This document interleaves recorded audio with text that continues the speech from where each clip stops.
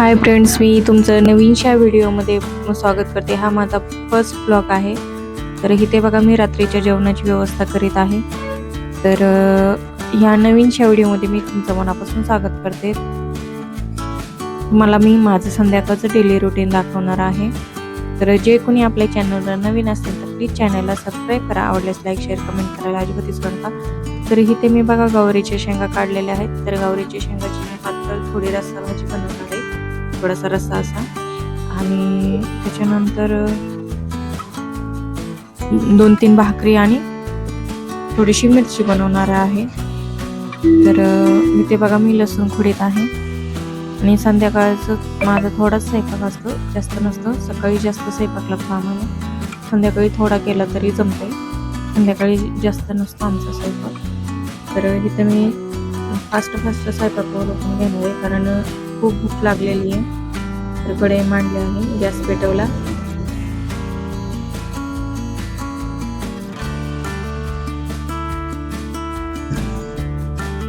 तर इथे बघा मी गवारी शेंगाचे थोडेसे छोटे छोटे, भरपूर मोठे तुकडे केले, तर छोटे करून घेतले त्याचे तुकडे काही. आणि गॅसवर मी कढई ठेवलेली आहे तापायला.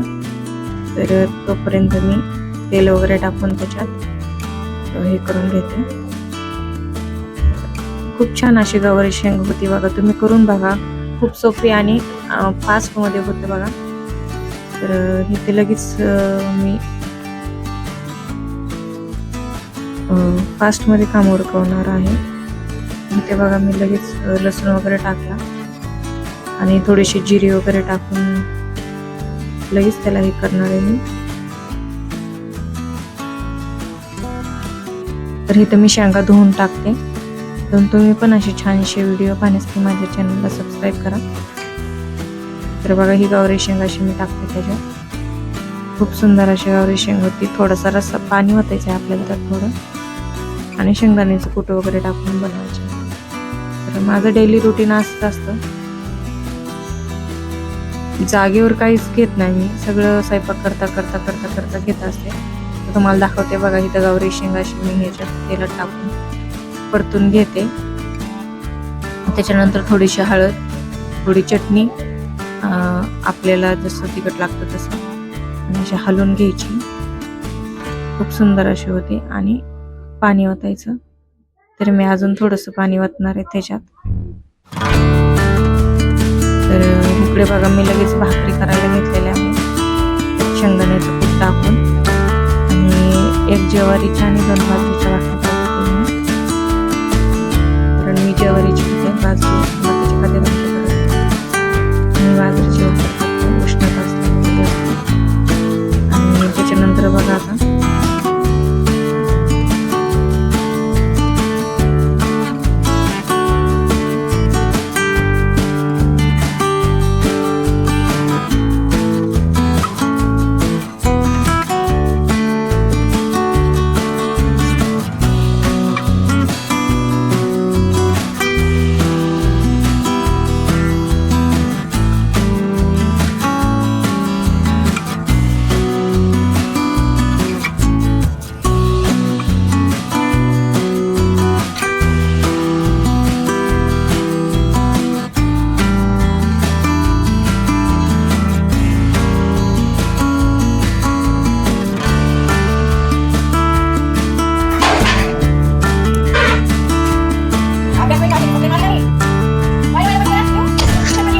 इथे बघा मी आता लगेच थोडीशी मिरची तळलेली आहे.